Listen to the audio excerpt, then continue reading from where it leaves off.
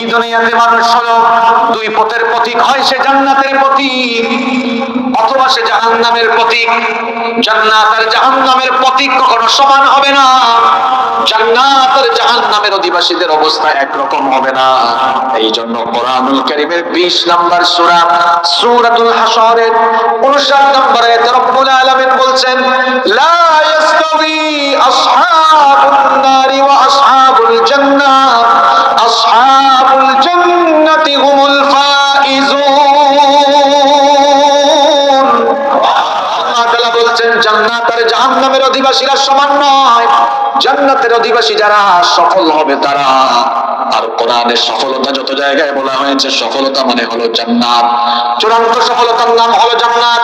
কারণ আল্লাহ কোরআনে বলেছেন, ফামান যুহজিহা আনিন নারি ওয়া উদখিলাল জান্নাতা ফাকাদ ফাজ। আল্লাহ তাআলা বলছেন, অতএব যাকে জাহান্নামের আগুন থেকে বাঁচিয়ে জান্নাতে দেওয়া হবে সেই লোকটাই হলো সফল লোক। আল্লাহু আকবার। জান্নাত আর জাহান্নাম একরকম নয়। একটা হলো সুখ শান্তির জায়গা, আর আরেকটা হলো সীমাহীন দুঃখ কষ্টের জায়গা। জান্নাত যেখানে সুখ শান্তি সেখানে, জাহান্নাম যেখানে অশান্তি কষ্ট আর কষ্ট হলো সেখানে। জান্নাতটা কত সুখের জায়গা, কত শান্তির জায়গা। রব্বুল আলামিন কোরআনুল কারীমে সেই জান্নাতের পরিচয় ভাবে দিয়েছেন।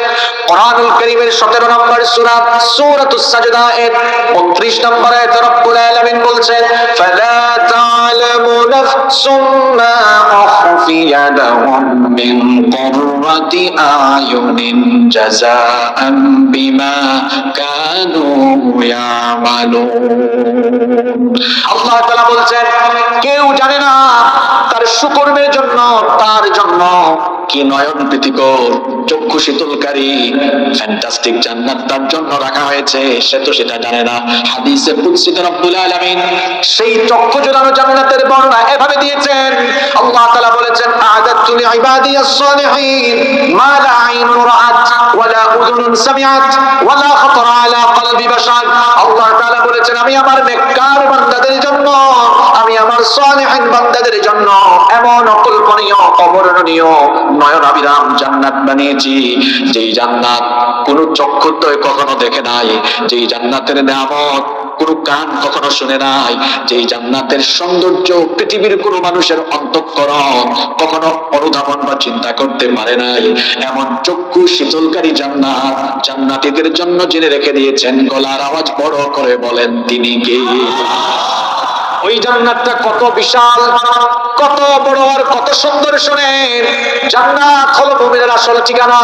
ওই জান্নাত হলো আমাদের চূড়ান্ত গন্তব্য। যখন কোনো মানুষ তার গন্তব্য ভুলে যায়, তখনই সে পথহারা হয়ে যায়, তখনই সে ভ্রষ্টতার ভেতরে শামিল হয়ে যায়। আমরা এই দুনিয়াতে সামান্য সুন্দর একটা বাড়ি বানিয়ে মনে করি এটাই আমাদের জন্য সুখের জায়গা। কিন্তু দুনিয়াতে যারা সুন্দর সুন্দর বাড়ি বানিয়েছে, কেউ তাদের বাড়িতে চিরস্থায়ী থাকতে পারে? আপনি কি জানেন নাকি আপনার জন্য আপনার রব কত সুন্দর, কত বিশাল, কত চমৎকার জান্নাত বানিয়ে রেখেছেন? রব্বুল আলামিন কোরআনুল কারীমে সেই জান্নাতের বর্ণনা এভাবে দিয়েছেন। কোরআনুল কারীমের 3 নম্বর সূরা সূরা আলে ইমরানের 133 নম্বর আয়াতে রব্বুল আলামিন বলছেন, ওয়াসারিউ ইলা মাগফিরাতিন মির রাব্বিকুম ওয়া জান্নাতিন আরদুহাস সামাওয়াতু ওয়াল আরদু মু'ইদ্দাত লিল মুত্তাকিন। আল্লাহ তাআলা বলছেন, তোমরা তোমাদের রবের ক্ষমা আর সেই জান্নাতের দিকে ধাবমান হও, যেই জান্নাতকে রব্বুল আলামিন মুত্তাকিদের জন্য এত বিশাল করে প্রস্তুত করেছেন। তোমাদের বাড়ি ঘর এটা তো মাত্র 6,000, 7,000, 10,000 স্কয়ার ফিট। আর জান্নাতীদের জন্য আল্লাহ যে জান্নাত বানিয়েছেন, মাথার উপরের আসমান আর পায়ের তলায় জমিন, আসমান আর জমিনের চাইতে আরো বিশাল করে আল্লাহ জান্নাতীদের জন্য জান্নাত বানিয়েছে। লোয়ার ক্লাসের জান্নাতি যিনি হবেন, একেবারে সর্বনিম্ন ক্যাটাগরির জান্নাতি যিনি হবেন, নবীজি বলেছেন সর্বনিম্ন জান্নাতির জন্য রব্বুল আলামিন এই পৃথিবীর মতো 10টা পৃথিবীর সমান এক একটা জান্নাত আল্লাহ তার জন্য রেখেছে। সর্বনিম্ন জান্নাতি যিনি, তিনিও এই দুনিয়ার মতো 10টা দুনিয়ার সমান বিশালত্বের জান্নাতের মালিক হবেন। আল্লাহু আকবার। কি বাড়ি বানিয়েছেন আপনি? কি বাড়ি বানাইছেন বলেন? বললাম 1 লক্ষ স্কয়ার ফিট, তো কি বিশাল আর এটা। 1 লক্ষ স্কয়ার ফিটের বাড়ি বাংলাদেশে নাইও মনে হয়, কোথেকে হবে? 6-7 হাজার স্কয়ার ফিটের বাড়ি বানাইলে কি হয় না?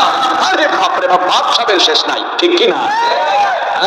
ঢাকা শহরে যদি কারো 2-3 হাজার স্কয়ার ফিটের একটা ফ্ল্যাট থাকে, দেখবেন ভাব সাবে পরিচয় তখন এমন হয়ে যায়, আপনি কি করেন, বাড়ি কোথায়? ওই যে ফ্ল্যাটটা আছে না, এটা আমার। এরকম পরিচয় কি আছে না? যদি ঢাকার গুলশানে, বনানীতে বা উত্তরায় 2-2.5 ফিট বাঁধতেন, 800-900 স্কয়ার ফিটের বাসা হইলে এই যে এটা আমার ফ্ল্যাট, এটা পরিচয় হয়। কি বলেন, আছে না? নাই? এই সামান্য বাড়ি একটা বানাই এত কিছু, এটা থাকতে পারবেন আপনি? জান্নাতের পথে জীবন পরিচালনা করে যান। সর্বনিম্ন জান্নাতের জন্য আল্লাহ বলছেন দুনিয়া কত বড় আপনি জানেন? হ্যাঁ, এই দুনিয়ার চেয়ে সূর্যই হচ্ছে 13 লক্ষ গুণ বড়। আল্লাহু আকবার। মহাশূন্যের বিশালতা বলতে গেলে আপনার চক্ষু কপালে উঠে যাবে। আসমান জমিন যত বড়, তার চাইতে জান্নাত আরো বেশি বড়। সুবহানাল্লাহ। জান্নাতের ওয়েদার কেমন এবার শুনেন। আমাদের এই সমাজ, আমাদের দেশের মধ্যে ওয়েদার হলো কয়েক মাস গরম, কয়েক মাস ঠান্ডা, কয়েক মাস আবার বর্ষা। এইরকম ওয়েদার জান্নাতে নাই। জান্নাতের ওয়েদারটা তাহলে কেমন হবে? আল্লাহ বলছেন লা ইয়ারাউনা ফিহা শামসান ওয়ালা জামহারিরা। ঠান্ডাও নাই, গরমও নাই, শীতও নাই, গরমও নাই, এক ধরনের নাতিশীতোষ্ণ চমৎকার আরামদায়ক আবহাওয়া জান্নাতের মধ্যে বিরাজমান থাকবে। বিল্ডিং গুলো কেমন হবে? জান্নাতের প্রাসাদ গুলো কেমন হবে? আপনাদের কুমিল্লার যে বিল্ডিং গুলো আছে এরকম নাকি? ঢাকায় যে উঁচু উঁচু টাওয়ার গুলো দেখেন সেরকম নাকি? তাহলে আমাদের বঙ্গভবন আর গণভবনের মতো নাকি? দেশের বাইরে গেলে দেখবেন, দুবাইয়ে গেলে দেখবেন কত সুন্দর সুন্দর বিল্ডিং আর টাওয়ার। দুবাইয়ে গেলে দেখবেন কি সুন্দর বিল্ডিং, কি সুন্দর টাওয়ার। সুইজারল্যান্ড, ইংল্যান্ড, আমেরিকার প্রাসাদ গুলোর মতো, অট্টালিকা গুলোর মতো। জান্নাতের প্রাসাদ আর অট্টালিকা নয়, জান্নাতের বিল্ডিং গুলোর ডিজাইন তাহলে কেমন হবে, স্ট্রাকচার তাহলে কেমন হবে? শুনুন, এবার মুসনাদে আহমদ থেকে হাদিস শোনাচ্ছি। হাদিস বর্ণনাকারী সাহাবীর নাম হচ্ছে আবু হুরায়রা রাদিয়াল্লাহু আনহু। তিনি বলছেন, আমরা একবার নবীজিকে জিজ্ঞেস করলাম, ইয়া রাসূলুল্লাহ, সবাই আমার সঙ্গে মহব্বতে বলেন সাল্লাল্লাহু আলাইহি ওয়াসাল্লাম, হাদিসনা আনিল জান্নাতি মা বিনাহা। আমরা নবীজিকে জিজ্ঞেস করলাম, ওগো আল্লাহর নবী, জান্নাত সম্পর্কে আমাদেরকে বলেন, কিভাবে রব্বুল আলামিন জান্নাতটাকে বানিয়েছেন।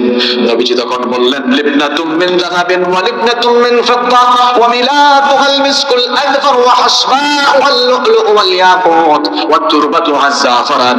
নবীজি তখন বললেন, জান্নাতকে আল্লাহ এমন সুন্দর করে বানিয়েছেন, জান্নাতের প্রাসাদগুলো, বিল্ডিং গুলো বানানোর জন্য দুনিয়াতে যে ইটের ভাটার ইট, এই ইটের ভাটার ইট গুলো দিয়ে প্রাসাদ নির্মাণ করা হয় নাই। নবীজি বলেছেন, জান্নাতের প্রাসাদে স্বর্ণ আর রৌপ্যের ইটের গাঁথনি দিয়ে বিল্ডিং গুলোতে গাঁথনি দেওয়া হয়েছে। আল্লাহু আকবার। দুনিয়ার যে বালু আর সিমেন্ট, এই পচা বালু আর সিমেন্ট নয়। নবীজি বলেছেন, বালু আর সিমেন্ট হলো মিশকের সুগন্ধিযুক্ত। আল্লাহু আকবার। পাথর হলো ইয়াকুতের মতির পাথর। আর জান্নাতের যে ফ্লোর আছে, ইতালিয়ান আর ইন্দোনেশিয়ান টাইলস করা নয়, জান্নাতের ফ্লোর গুলো, মেঝে গুলো জাফরান দিয়ে প্রস্তুত করা হয়েছে। জান্নাতের বিল্ডিং এর সাথে কোন দেশের কোন বিল্ডিং এর বলেন চল পরিমাণ মিল আছে? কোন ঢুকায় পরে আছেন হারাম খাইয়া খাইয়া হারাম পড়ি বানান। নামাজ আদান হলে নামাজের খবর নাই। দুনিয়াতে 2-4-5 বছর, 20-30 বছর, 40 বছর থাকবেন হারাম খাইয়া খাইয়া, একেবারে হারাম পড়ি মানে হারামপুর হয়ে গেছে। অথচ আপনার চূড়ান্ত ঠিকানা জান্নাতের বাসস্থানের খবরও আপনি নাই, ভুলে গেছেন। এরকম প্রাসাদ জান্নাতীদের জন্য। কথাগুলো হাসিবুর রহমান বলেছে না আল্লাহর কথা? আল্লাহর কথা। কি চমৎকার জান্নাত শুনেন। জান্নাত এর স্ট্রাকচার যদি এত সুন্দর হয়, ভেতরটাও তো আরো সুন্দর। এর ভেতরের ফার্নিচার আর আসবাবপত্র গুলো কেমন? আপনাদের বাড়ির সোফা সেট যেমন, জান্নাতের প্রাসাদ গুলোর ভেতরের সোফা সেট গুলো তেমন। আরো জোরে বলেন।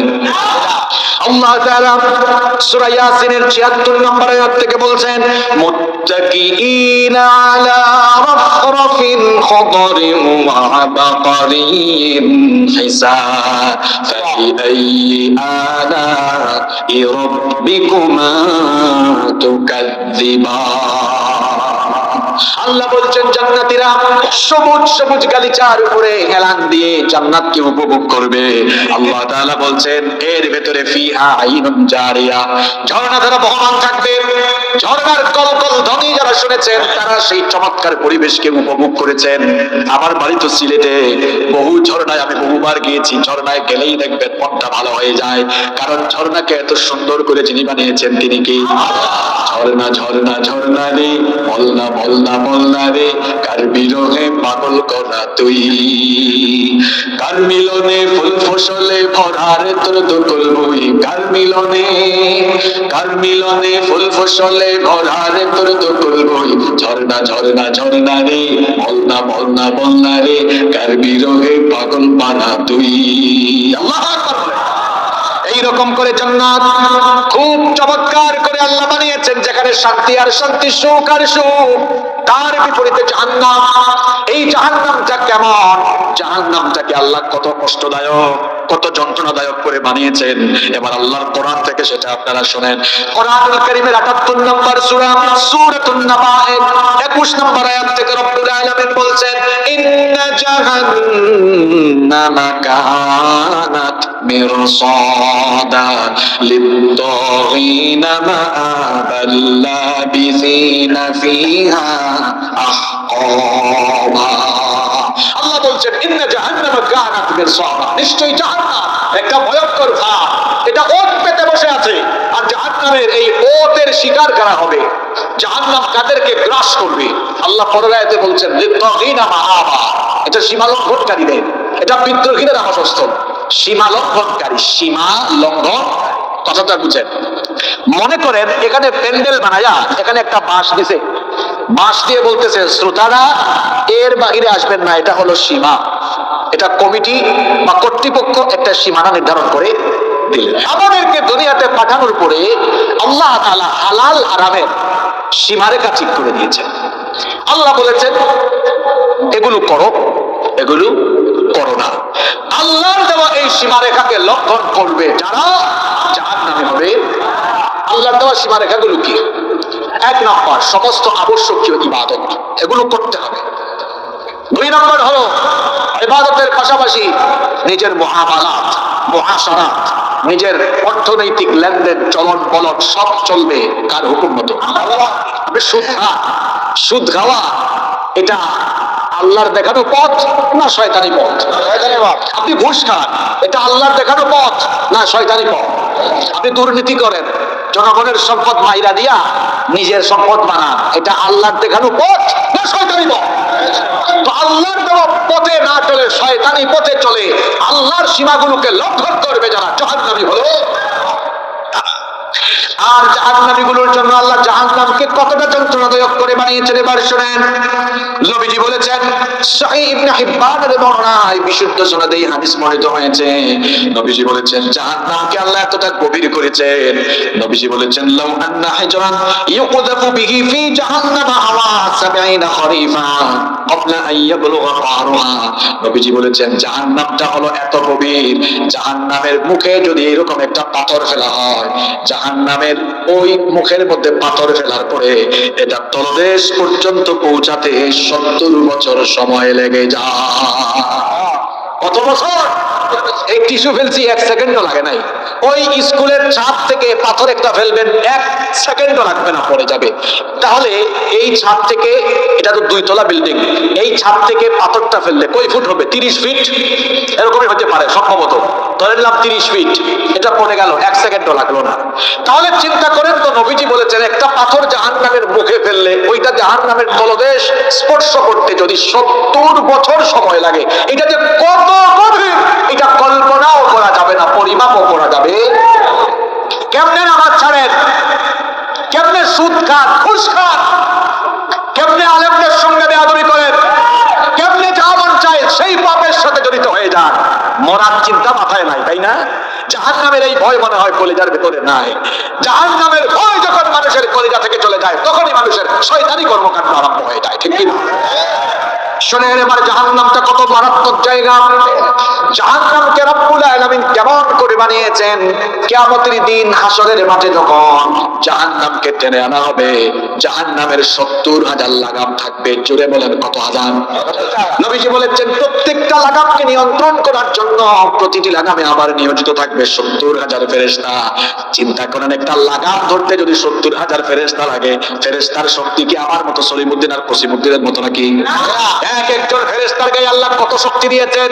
যেমন কবরের মধ্যে একজন ফেরেশতা জাহান্নামীদেরকে হাতুড়ি দিয়ে পিটাবে, নবীজি ওই ফেরেশতার ব্যাপারে বলেছেন ওই ফেরেশতা যদি পৃথিবীর উঁচু উঁচু পাহাড়ে তার হাতুড়ি দিয়ে মাত্র একটা বাড়ি মারে, সঙ্গে সঙ্গে পাহাড়গুলো ধুলাবালিতে পরিণত হয়ে যাবে।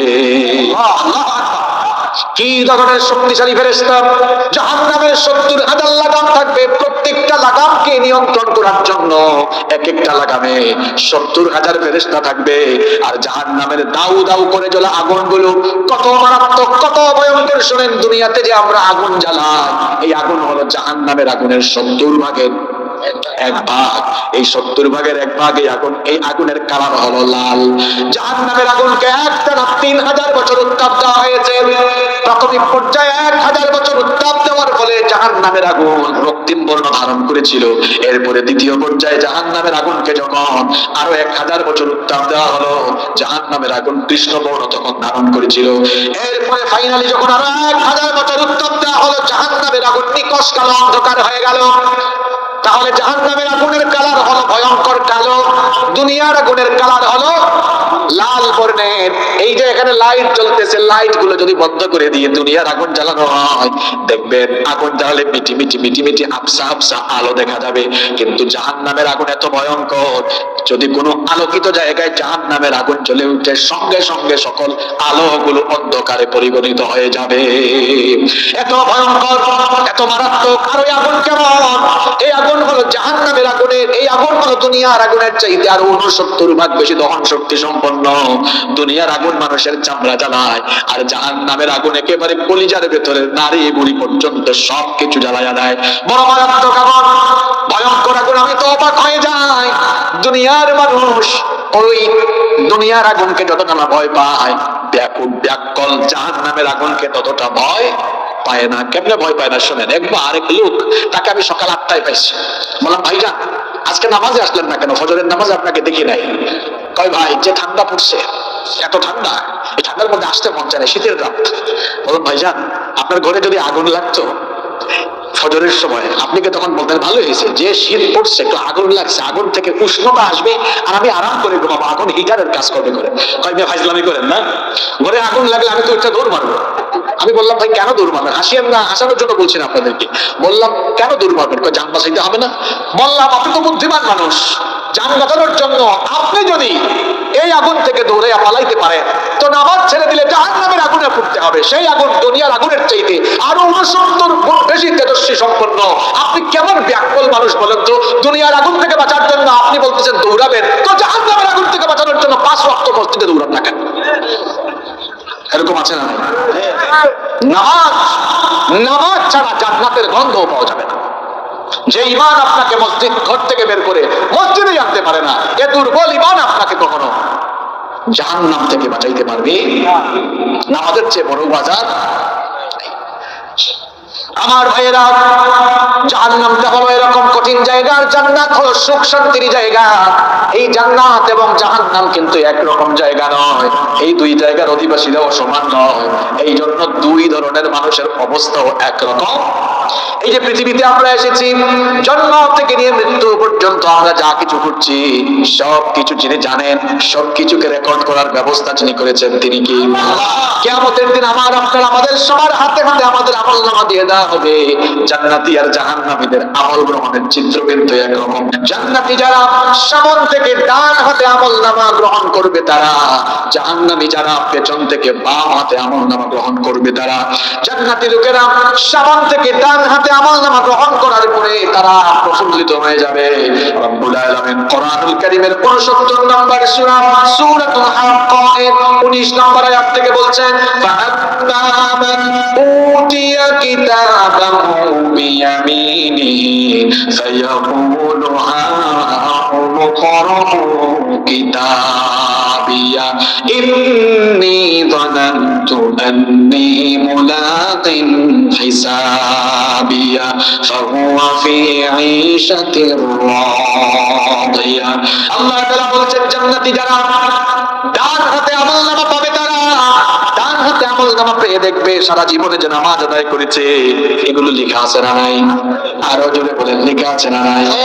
আমলনামা হাতে নিয়ে দেখবে 5 ওয়াক্তের নামাজ, তাহাজ্জুদের নামাজ, দ্বীনের জন্য রক্ত দেওয়া, দ্বীনের জন্য সংগ্রাম করা, নির্যাতন নিপীড়নের সম্মুখীন হওয়া, তার সকল ত্যাগ আর কুরবানির কথা এই আমলনামার মধ্যে লেখা আছে না নাই? যে এ প্লাস পেয়েছে একজন ছাত্র, এ প্লাস পেয়ে তার এই এ প্লাস প্রাপ্ত মার্কশিটটা সে যেমন সবাইকে দেখায়, দেখো দেখো আমি এ প্লাস পেয়েছি, আমার মার্কশিটটা পড়ে দেখো, জান্নাতি লোকেরা তাদের আমলের খাতা হাতে পেয়ে খুশি হয়ে বলবে হা উকরাউ কিতাবিয়া, হাসরের মাঠে বলবে দেখো দেখো তোমরা দেখো আমার হাতের আমলনামা দেখো, ইন্নী যানানতু আন্নী মুলাকিন হিসাবিয়া, আমি মনে করতাম দুনিয়াতে থাকার সময় আমি ভাবতাম একদিন আমার হিসাব নেওয়া হবে, বিচার করা হবে, এই জন্য দুনিয়ার জীবন আমি গাফলতি আর শয়তানি পথে তাগুতি পথে কাটাই নাই, আল্লাহর গোলামি করে নবীজির তরিকায় জীবন কাটিয়েছি, দেখো দেখো দেখো আমলনামাটা পড়ে দেখো আমার সকল সুকর্ম এখানে লেখা।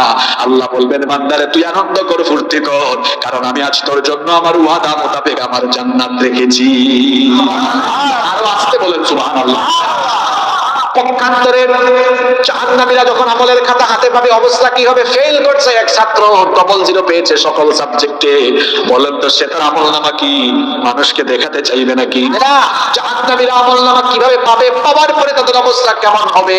রব্বুল আলামিন পরের আয়াতগুলোতে বলেছেন ওয়া আম্মা মান উতিয়া কিতাবাহু বিশিমালিহি ফায়াকুলু ইয়া লাইতানি লাম উতা কিতাবিয়া ওয়া লাম আদরি মা হিসাবিয়া ইয়া লাইতাহা কানাতিল কাদিয়া মা আগনা আন্নি মালিয়া হালাকা আন্নি সুলতানিয়া। আল্লাহ বলছেন জাহান্নামী যারা পেছন থেকে বাম হাতে আমলনামা পাবে, তারা পেছন থেকে বাম হাতে আমলনামা পেয়ে তারা বলবে ইয়া লাইতানি, দুর্ভোগ আফসোস আমার, লাম উতা কিতাবিয়া, আমার হাতে যদি আমার এই আমলনামা না দেওয়া হতো আমার জন্য কতই না ভালো হতো, ওয়ালাম আদরি মা হিসাবিয়া, আজ যদি হিসাব নেওয়া না হতো আমার জন্য সেটাই মঙ্গলজনক হতো, কারণ সে তার আমলনামা হাতে নিয়ে দেখবে চুরি করেছে চুরি লেখা, ডাকাতি করেছে সেগুলাও লেখা, দুর্নীতি করেছে সেটা লেখা, সুদ খাইছে ঘুষ খাইছে, মানুষের জায়গা জমি দখল করেছে, অন্যায় করেছে, অপকর্ম করেছে, আলেমদেরকে নির্যাতন করেছে, ইসলাম ওয়ালা লোকদেরকে পিটিয়েছে, সারা জীবন ইসলামের বিরোধিতা করেছে, যত চুরি চামারি করেছে সব কিছু লেখা আছে না নাই? আরো জোরে বলেন লেখা আছে না নাই? আমলনামা হাতে দিয়ে আল্লাহ বলবেন ইকরা কিতাবাকা কাফা বিনাফসিকাল ইয়াউমা আলাইকা হাসিবা, আল্লাহ বলবেন পড়, তোর আমলনামা তুই পড়, তোর হিসাব দেওয়ার জন্য তুই আজকে যথেষ্ট।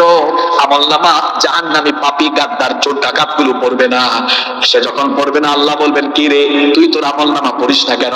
দুনিয়ায় যেমন সারাটা জীবন 2 নাম্বারই করেছে, কিয়ামতের মাঠে 2 নাম্বারই করে বাঁচার একটু চেষ্টা করবে। আল্লাহ যখন বলবে তুই পড়স না কেন? ওই আল্লাহ কেমনে পড়তাম, যেটা আমার হাতে মনে হইতেছে এটা আমার না, এটা আরেকজনেরটা আমার হাতে ভুল করে দিয়া থইছে। দেখছেন গারবা কি জাতের গাদ্দার, এটা বলে কি বাঁচতে পারবে? আল্লাহ বলবেন অসুবিধা নাই, এটা তোর না কার এখনই প্রমাণ হয়ে যাবে। আল্লাহ তাআলার সঙ্গে সঙ্গে ওই 2 জন ফেরেশতা থাকবেন, যে 2 জন ফেরেশতা আমাদের সবার জন্য নিযুক্ত করে দিয়েছেন। বলেন তো আমাদের সবার জন্য 2 জন ফেরেশতা নিয়োগ করা আছে না নাই? আরে আবার বৃষ্টি চলে এসেছে, আপনাদের কষ্ট হবে এখন তাই না? ভিজে যাবেন আপনারা, আপনারা একটু আশেপাশে আশ্রয় নেন, আশেপাশে আশ্রয় নেন। যেহেতু বৃষ্টি ছিল মসজিদের মধ্যে, আল্লাহ ফয়সালা, এটা আল্লাহরই ফয়সালা, অসুবিধা নেই, আল্লাহরই ফয়সালা। আপনারা ডানে যান বামে যান, অসুবিধা নেই। এখানে কি বৃষ্টি পড়ার সম্ভাবনা আছে? তো অসুবিধা কি, আমি একবার ডানে তাকাবো না আরেকবার বামে তাকাবো না, আপনারা থাকবেন তো? তাহলে আমি শেষ করবো, অসুবিধা নেই, আপনারা থাকবেন তো? শেষ করবো মানে ওয়াজ শেষ করবো না, মানে আলোচনা শেষে নিয়ে যাবো। আল্লাহ আপনারা উঠে এখানে ডানে বামে যান, অসুবিধা নাই, বৃষ্টি কমলে আবার আসি, ঠিক আছে? কষ্ট হচ্ছে আপনাদের? অসুবিধা নাই তো, আমি একবার এমনি তাকাবো আরেকবার এমনি, কোনো অসুবিধা আছে? তবে আমি অত্যন্ত খুশি, আপনাদের রিয়েল শ্রোতা, অ্যাক্টিভ শ্রোতা, সন্দেহ নাই, এখনো তো তারা দৌড় মারতে পারতো, বাড়ি যেতে পারতো না, এখনো যাচ্ছে না। তার মানে আল্লাহর বান্দারা কোরআনকে অনেক ভালোবাসে। আলহামদুলিল্লাহ পড়ে। আমি বলছিলাম সে তখন বলবে এগুলো আমার না, আল্লাহ তখন বলবেন রাখ, এটা তোর, আমি প্রমাণ করে দিচ্ছি। আপনি কি মনে করেছেন আল্লাহ তো আপনাকে এমনি এমনি ছেড়ে দেন নাই? প্রত্যেকটা দেশে সরকারের গোয়েন্দা সংস্থা আছে, কারণ গোয়েন্দা সংস্থা দিয়ে সরকার সারা দেশের তথ্য খবরাখবর নিয়ে নেন। আবার গোয়েন্দা ঠিক মতো কাজ করে কিনা, গোয়েন্দার পেছনেও গোয়েন্দা আছে না নাই? গোয়েন্দার পেছনেও গোয়েন্দা আছে। তো আল্লাহর দেওয়া জ্ঞান দিয়ে মানুষ যদি এরকম গোয়েন্দাগিরির সিস্টেম চালু করতে পারে, তো আমি আর আপনি দুনিয়াতে যা করছি আমাদের সবকিছুকে রেকর্ড করার জন্য এরকম গোয়েন্দা আল্লাহ সেট করতে পারেন কিনা? চিল্লেন না, বসেন। আপনারা এদিকে চলে আসেন ভাইরা, এদিকে আসেন, এদিকে আসেন। ঠিক আছে, দেখতে দেন, আপনারা এদিকে আসেন। ঠিক আছে তো এবার? ঠিক আছে, আচ্ছা। আমাদের সঙ্গে আল্লাহ দুইজন গোয়েন্দা ফিট করেছেন। আল্লাহ ওই দুই গোয়েন্দা ফেরেশতার ব্যাপারে বলছেন, ওয়া ইন্না আলাইকুম লাহাফিজিনা কিরামান কাতিবিনা ইয়ালামুনা মা তাফআলুন। আল্লাহ বলছেন তোমাদের সবার জন্য আমি দুইজন সংরক্ষণকারী ফেরেশতা নিয়োগ করেছি। তারা হচ্ছে কিরামান কাতিবিন, সম্মানিত লেখক। তোমরা যা করো তারা সেগুলো জানে, তোমরা যা করো তারা সেগুলো লিখে লিখে রাখে। আল্লাহ ওই ফেরেশতাদেরকে বলবেন, কোথায় ফেরেশতারা? এই গোলাম সারা জীবন যা করেছে তোমরা তো লিখেছো, দেখি আমলনামার কপিটা দাও। এখন ফেরেশতাদের লিখা আমলনামা আর ওই গোলামের হাতে থাকা আমলনামা যখন মিলানো হবে, বলেন তো মিল থাকবে না অমিল থাকবে? মিল থাকবে। আপনারা কাছে আছেন, জবাব দেন, মিল না অমিল? অমিল না মিল। এই তাহলে তাল মিলাইয়েন না। যখন মিল পাওয়া যাবে তখনও বাঁচার জন্য এই গাদ্দার গুলো বলবে, আল্লাহ মিল আছে তো কি হয়েছে, তোমার ফেরেশতারা সব আমার বিরুদ্ধে বানাই বানাই লিখছে। এবার কি বাস, এবার মনে হয় সে বেঁচে যেতে পারবে, তাই না? শোনেন শোনেন, আল্লাহর বিচারের সিস্টেম বড় আলাদা। আল্লাহর বিচারের সিস্টেম বড় এক্সেপশনাল। দুনিয়ায় তো আমরা বিচার করি, মাঝে মাঝে দেখা যায় আমরা তো মানুষ, আমরা নিজের স্বার্থের কথা আগে চিন্তা করি।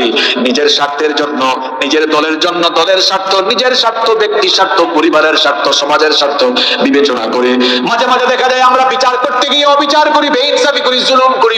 আমরা বিচারের নামে অবিচার করে, বিচারের নামে প্রহসন করে মাঝে মাঝে দেখা যায় নিরপরাধীকে অপরাধী বানায়া দেয়, অপরাধীকে নিরপরাধী বানায় দেয়। যা দুনিয়ার মানুষ এগুলো করতে পারে, কিন্তু আল্লাহ তাআলা এগুলো করেন না, কারণ আল্লাহ তাআলা হচ্ছেন ন্যায় বিচারক। দেখেন আল্লাহর বিচারের সিস্টেমটা কত সুন্দর। আমরা তো জন্ম থেকে নিয়ে মৃত্যু পর্যন্ত যা করেছি সব আল্লাহ জানেন। এরপরেও আল্লাহ একতরফা বিচার করবেন না। কিভাবে আল্লাহ বিচার করবেন দেখেন, যখন বান্দা বলবে সে এগুলো করে নাই, আল্লাহ তাআলা তখন বলবেন, রাখ, তুই যে করিস নাই এগুলো আমি প্রমাণ করে দিচ্ছি। যে জবান দিয়ে মুখ দিয়ে ফটর ফটর করে, এই জবানটাকে তালা লাগাইয়া দিবেন কে? আল্লাহ বলছেন, আল-ইয়াউমা নাখতিমু আলা আফওয়াহিহিম ওয়া তুকাল্লিমুনা আইদিহিম ওয়া তাশহাদু আরজুলুহুম বিমা কানু ইয়াকসিবুন। আল্লাহ একটু দয়া করে ফেলেছেন, বৃষ্টি তো কমে গেছে, আপনারা চলে আসেন। তাইলে আপনাদেরকে সামনে দেখলে ভালো লাগে, কষ্ট দিচ্ছি আপনাদেরকে, চলে আসেন আপনারা। আমি 20-30 সেকেন্ড সময় দিই। আরে আমার কথায় কষ্ট পাচ্ছেন আপনারা? কষ্ট পাচ্ছেন আপনারা? তাই তো 10 সেকেন্ডে আপনারা আবার বসে গেলেন। আলহামদুলিল্লাহ পড়ে আমরা আল্লাহর কাছে দোয়া করছি, আল্লাহ আমরা আর কয়েকটা মিনিট কথা বলবো। আল্লাহ এই কয়েকটা মিনিট তুমি আমাদের জন্য পরিবেশ তৈরি করে দাও। আল্লাহ তুমি আমাদেরকে এই সময়গুলো ভিক্ষা দাও। বলেন আমিন। শুনতে শুনতে আমার কথা, দুনিয়ায় মুখ আছে তো মানুষ যা মান চায় তাই বলে। হুজুরও বুঝে না, খেজুরও। কিছু মানুষ তো মাঝে মাঝে এসে হুজুরও শেখা, হ্যাঁ হুজুর এটা আপনি বলবেন, আপনি বলবেন। বেটা, এটা তোর ক্ষমতার চেয়ার না, এটা তোর অফিসও না, মসজিদ, আল্লাহর ঘর। কিংবা এরকম কোরআনের সমাবেশগুলো কারো বাপের কথাই চলবে না, চলবে কোরআন সুন্নাহর ভিত্তিতে। মুখ দিয়ে বেশি কথা বললেন না, মুখ পাকা করে দিবেন কে? এমনিতেই আখিরি জামানার একটা হাদিস আছে, নবীজি বলেছেন কিয়ামতের ঘটনা ঘটার আগে সিরিজ ভূমিকম্প হবে, মহামারী আসবে, এরপরে চেহারার বিকৃতি হবে। একটা ছেলে তাশরিফ খান, তার চেহারা দেখছেন কেমন হয়েছে, তবে তার জন্য আমরা বদদুয়া করছি না, আমরা দোয়া করছি আল্লাহ তাআলা ছেলেটাকে সুস্থ করে দেন। বলেন আমিন। আবারও বৃষ্টি চলে এসেছে। আরে সম্মানিত ভাইয়েরা, তো দেখেন এই জবানটা কিয়ামতের দিন কি হয়ে যাবে? বন্ধ হয়ে যাবে। আল্লাহ বলছেন এরপরে তার হাত কথা বলবে, তার পা কথা বলবে। এই হাত দিয়ে কি করেছেন? ভালো কাজ করলে হাত বলবে, আল্লাহ তোমার বান্দা এই হাত দিয়ে কোরআন স্পর্শ করেছে, তোমার বান্দা এই হাত দিয়ে ইসলামের পক্ষে লেখালেখি করেছে, তোমার বান্দা এই হাত দিয়ে দান করেছে, তোমার বান্দা এই হাত দিয়ে মাহফিলের কাজ করেছে, তোমার বান্দা এই হাত দিয়ে মানুষের খেদমত করেছে, তোমার বান্দা এই হাত দিয়ে এই ভালো কাজ করেছে। ভালো করলে তো ভালো, হাত আপনার পক্ষে। আর যদি এই হাত দিয়া, হাত একটা আছে আর এই হাতের মধ্যে একটু ক্ষমতা আসলে এরপরে আপনি মানুষের উপর জুলুম করেন, জায়গা জমি দখল করেন, দুর্নীতি করেন, লুটপাট করেন, রাহাজানি করেন, আর এই হাত দিয়ে যদি আলেমদের হাতে হাত করে আর পায়ে ডান্ডা বিলি লাগান, তো হাত আপনার বিপক্ষে সাক্ষ্য দিয়ে জাহান্নামের সুপারিশ। কথাগুলো কার? কথাগুলো কার?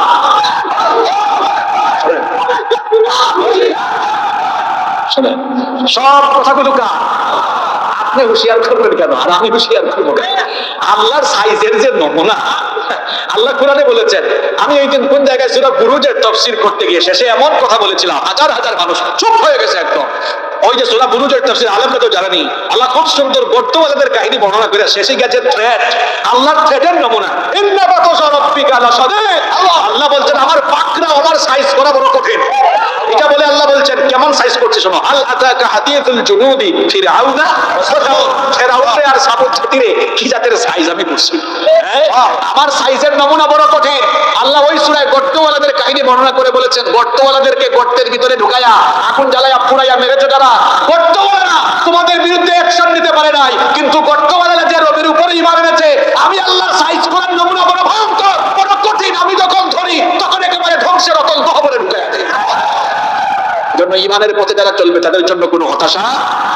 আপনি আল্লাহর সাইজের নমুনা বুঝতে চান তো বুঝেন, তুরস্কে 6000, মানে এটা তো জাস্ট একটা এক্সাম্পল দিচ্ছি। এই যে আমরা এত আনন্দ ফুর্তি করি, রাতের বেলা ঘুমাবেন, তুরস্কের মতো কাহিনী কি হইতে পারে না? কথা বলেন না কেন?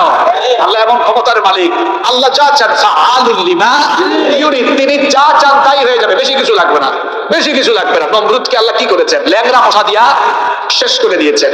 আল্লাহর পাকড়াওয়ের সিস্টেমটা বড় কঠিন। আল্লাহ বলছেন তোমার জবান বন্ধ, ফটো শেষ, আর করতে পারবা না। তোমার হাত কথা বলবে, এই পা দিয়ে কোথায় কোথায় গিয়ে কি করেছেন, পা কথা বলবে। সূরা জিলজালে আল্লাহ বলেছেন ইয়াউমা ইদিন তুহাদ্দিসু আখবারাহা, যে মাটিতে আপনারা বসে আছেন এই জমিনের জবান আল্লাহ কিয়ামতে খুলে দিবেন। জমিন এখন নীরব, কথা বলে না, জবান নাই, কিয়ামতে হবে উল্টা, আমাদের জবান বন্ধ, জমিনের জবান খুলে দিবেন কি আল্লাহ। নবীজি সাহাবীদেরকে বললেন, বলো তো আতাদরুনা মা আখবারুহা, জমিনের খবর কি? সাহাবীরা বলেন আমরা জানি না, আপনি বলেন। নবীজি বললেন ফা ইন্না আখবারুহা আন তাশহাদা আলা আবদিন ওয়া আমাতিন আলা যাহরিহা বিমা আমিলা আলা যাহরিহা তাকুনু কাদা ওয়া কাদা। বুখারীর হাদিস। নবীজি বললেন শোনো সাহাবীরা, জমিনের খবর হলো এই জমিনের উপরে মওতের আগ পর্যন্ত মানুষ যা করেছে জমিন তার নীরব সাক্ষী হয়ে আছে। কিয়ামতের দিন জমিন তার সব সুকর্ম কুকর্ম ফাঁস করে দিবে কার কাছে? জমিনের উপর বেশি নাচানাচি করেন না, কিরিং বিরিং ভক্ত